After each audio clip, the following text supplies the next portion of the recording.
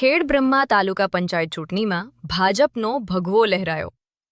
ખેડબ્રહ્મા તાલુકા પંચાયતની તાજેતરમાં યોજાયેલી ચૂંટણીમાં ભારતીય જનતા પાર્ટીએ શાનદાર જીત મેળવી સત્તા કબજે કરી છે.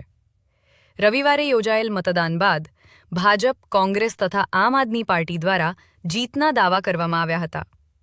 શરૂઆતમાં મતદાનની પેટર્ન જોતા કોંગ્રેસ સારો દેખાવ કરશે તેવી શક્યતા વ્યક્ત કરવામાં આવી રહી હતી, પરંતુ પરિણામોએ તમામ અંદાજોને ખોટા સાબિત કર્યા. પરિણામ અનુસાર ભાજપે કુલ 12 બેઠકો.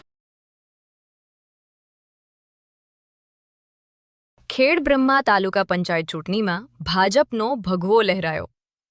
ખેડબ્રહ્મા તાલુકા પંચાયતની તાજેતરમાં યોજાયેલી ચૂંટણીમાં ભારતીય જનતા પાર્ટીએ શાનદાર જીત મેળવી સત્તા કબજે કરી છે. રવિવારે યોજાયેલ મતદાન બાદ ભાજપ, કોંગ્રેસ તથા આમ આદમી પાર્ટી દ્વારા જીતના દાવા કરવામાં આવ્યા હતા.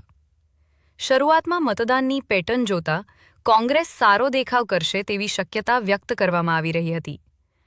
પરિણામ અનુસાર ભાજપે કુલ 12 બેઠકો જીતતા તાલુકા પંચાયત પર ફરી એકવાર કબજો જમાવ્યો છે, જ્યારે કોંગ્રેસને 4 બેઠકો મળી છે અને આમ આદમી પાર્ટીએ પણ 4 બેઠકો મેળવી પોતાનું ખાતું ખોલાવ્યું છે.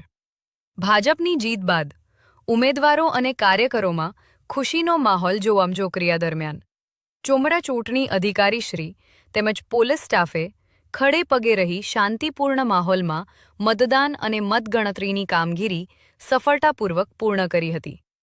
રિપોર્ટ ચંદ્રશેખર ભાવસાર, ખેડબ્રહ્મા.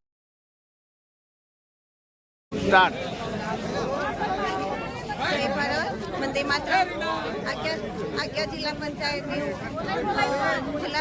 ઉમેદવાર અને ભારતીય જનતા પાર્ટી મોવડી મંડળે મને જે એ પાર્ટીએ ટિકિટ આપી અને હું ઉમેદવારમાંથી સદસ્ય બની અને હું આજ્ઞા જિલ્લા પંચાયતના મારા તમામ મત વિસ્તારો અને વોટરોને હું ખૂબ આભાર માનું છું અને તેમના પરિપૂર્ણ કામ કરવા માટે હું ખાતરી આપું છું. તેમના અધૂરા કામ અને કોઈ પણ નવીન કામ હશે તે પણ હું પરિપૂર્ણ કરવા માટે તત્પર છું.